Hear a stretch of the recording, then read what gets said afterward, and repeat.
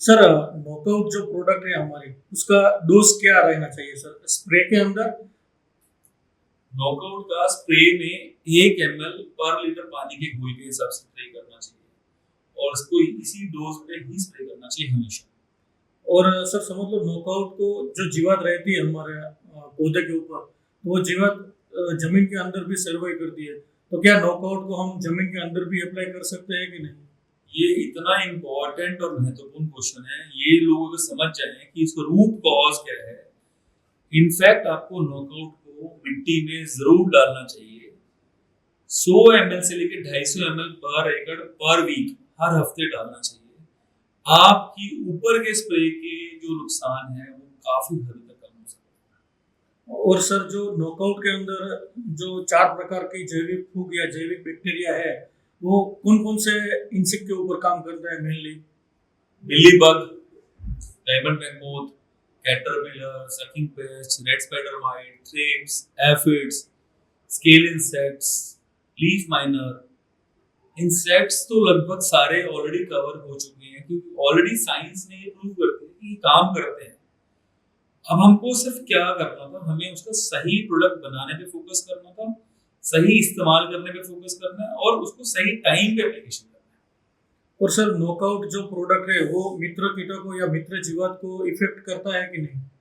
Knockout बिल्कुल भी किसी भी मित्र कीट को इफेक्ट नहीं करता, इसीलिए ऑलरेडी ये हम लोग भी क्लेम कर रहे हैं। आप इसके स्प्रे के बाद आधे घंटे के भीतर भी अगर इसको खाते हैं तो ऑर्गेनिक रेजिड्यू फ्री है और आप देखेंगे कि जैसे जैसे ये हमारा इंसेक्ट कंट्रोल करने में हेल्प कर रहा है, दूसरे मित्र कीट भी धीरे धीरे बढ़ेंगे खेत में और वो भी हमारी हेल्प कर रहे हैं। और सर जो नॉकआउट जो प्रोडक्ट है हमारी तो नॉकआउट प्रोडक्ट के अंदर जैविक फूग या जैविक बैक्टीरिया है तो क्या उसको हमको डेवलप करके स्प्रे करना चाहिए कि एज जो सॉल्यूशन है वैसे ही स्प्रे करना चाहिए।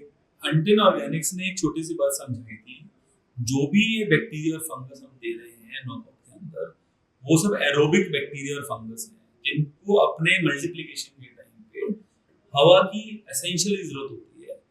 और किसान लोगों तक आज तक ये बात ऐसे पहुंची कि आप अपने घर पर इसका घोल बना के मल्टीप्लाई कर लीजिए। ये बिल्कुल गलत बात बताई गई है। हमारी कंपनी ने CFA काउंट 14 तक 1 लाख गुना या 10 लाख गुना ज्यादा CFA काउंट डाला है और वो खेतों में तुरंत जाके काम करे उस अवस्था में डाला है। और कभी भी पानी में हम जब मल्टीप्लाई करते हैं तो ये गारंटी नहीं है कि बाकी कोई और गलत चीज मल्टीप्लाई नहीं होगी और वहां पर कंडीशन भी एनारोबिक होती है। तो मैं इसे खंडन करता हूँ, जितने भी साइंटिस्ट हैं, जितने भी फार्मर्स हैं, जितने भी कंपनीज हैं जो इसको मल्टीप्लिकेशन के लिए बोलते हैं इन एरोबिक बैक्टीरिया फंगस को, बिल्कुल सरासर गलत है। सर नॉकआउट से हमको कीड़ों के ऊपर जो इफेक्टिव रिजल्ट लेना है तो क्या बात ध्यान रखना चाहिए। नॉकआउट के साथ हमेशा हम लोगों को नैनो रीच कंपलसरी ऐड करना चाहिए और इसके इफेक्ट को और मल्टीप्लाई करने के लिए हमारा एक प्रोडक्ट नैनो सल्फ जो 1 और 1 11 का काम करता है। और नैनो डालने के बाद हमारे को लगभग ये एश्योर हो जाता है कि किसी भी कंपनी के किसी भी केमिकल के मुकाबले में ये सेफेस्ट, चीपेस्ट और सस्टेनेबल आंसर। और सर समझ आपने अभी बोला कि नैनो सल्फ के साथ नैनो नॉकआउट को स्प्रे करना है तो नैनो सल्फ जो दुश्मन फंगस है उसको किल कर देता है। तो क्या नॉकआउट के अंदर जैविक फूग या जैविक बैक्टीरिया उसको किल करता है कि नहीं करता है। नैनो सल्फ और नॉकआउट बिल्कुल कंपैटिबल है, ये हमने ऑलरेडी वेरीफाई किया है। और नैनो सल्फ हमने एज ए फंगिसाइड ज्यादा क्लेम नहीं किया है। पाउडरी मिल्ड्यू में ये बहुत अच्छा काम करता है और बहुत सारी बीमारियां पौधे पर नहीं आती है, पौधा रिकवर कर जाता है क्योंकि नैनो सल्फ के कारण पौधे में वो शक्ति आ जाती है। हैप्पी दिवाली, क्योंकि हंटिन है तो हर दिन दिवाली है।